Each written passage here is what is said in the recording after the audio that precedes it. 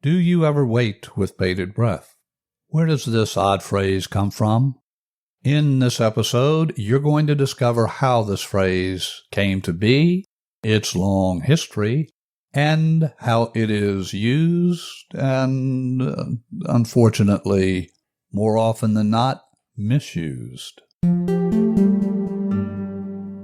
This is your host, Stephen Carter, and I welcome you to this episode of History of Everyday Sayings. This show is for you if you're a logophile, a writer, a speaker, a philomath, or someone who simply loves history tidbits you can use to impress friends and family.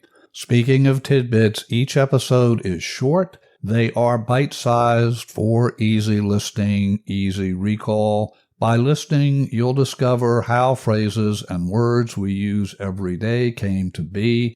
There are loads of surprises along our language journey, so do pack your curiosity and let's explore our phrase of the day. Waiting with bated breath. Have you been waiting with bated breath to discover the source of, waiting with bated breath? Well, dear listener, you need wait no longer. We visit two sources, vocabulary.com and phrases.org.uk. What is the meaning of the phrase bated breath? The term means breathing that is subdued because of some emotion, some challenge, or some difficulty. Waiting with bated breath is holding your breath in anticipation of some event, something that is likely to occur. To understand what's going on here, we have to look at the word bated. Bated as spelled B-A-T-E-D, or baited as spelled B-A-I-T-E-D. For the latter, we do things like bait fish hooks, we bait traps, but the former, baited as in B-A-T-E-D, what does that mean? Baited spelled B-A-T-E-D?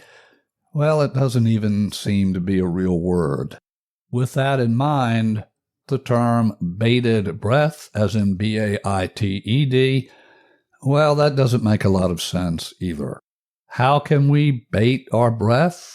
I guess we could eat a lot of sardines, a lot of fish or cheese. Yeah, maybe we could even bait it with worms.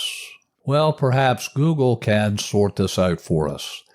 However, if we go to Google, we see about the same number of hits for bated breath, B-A-I-T-E-D, and bated breath, B-A-T-E-D.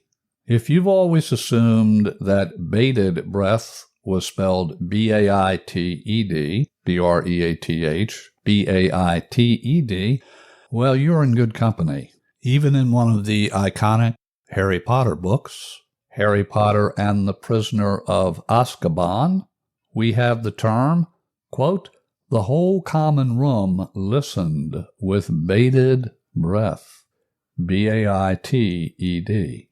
As we know, the Harry Potter series was set in England, so let's have a trip over across the pond, for those of us in the U.S., and have a look at the early writings of Shakespeare. The earliest known citation for the phrase is from Shakespeare's Merchant of Venice in 1596. To quote that passage, what should I say to you? Should I not say, half a dog money? Is it possible a cur can lend 3,000 ducats? Or shall I bend low in a bondsman's key, with bated breath and whispering humbleness, say this, fair sir, you spit on me on Wednesday last. You spurned me such a day, another time you called me a dog, and for these courtesies I'll lend you this much moneys, with bated breath and whispering humbleness. And bated is spelled B-A-T-E-D. B-A-T-E-D is simply a shortened form of abated, A-B-A-T-E-D, which means to bring down, lower, or to depress. Bated breath makes perfect sense once you know its true definition. Bated breath is short for abated breath.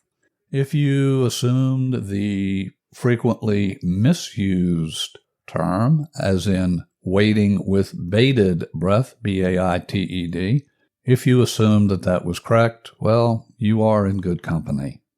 Even the great J.K. Rowling, well, she didn't get it right either.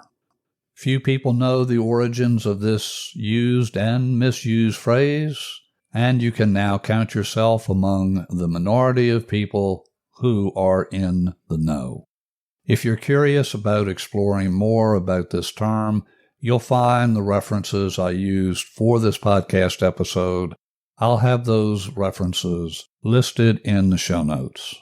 For more amazing history of everyday sayings, tasty auditory tidbits you can use to amaze friends and family, do follow or subscribe for free where you get your podcasts. If you would like to comment or otherwise get in touch with me, email me at cartermethod@gmail.com. Thank you for listening. Until our next visit, your host here, Stephen Carter, wishing you blessings in abundance.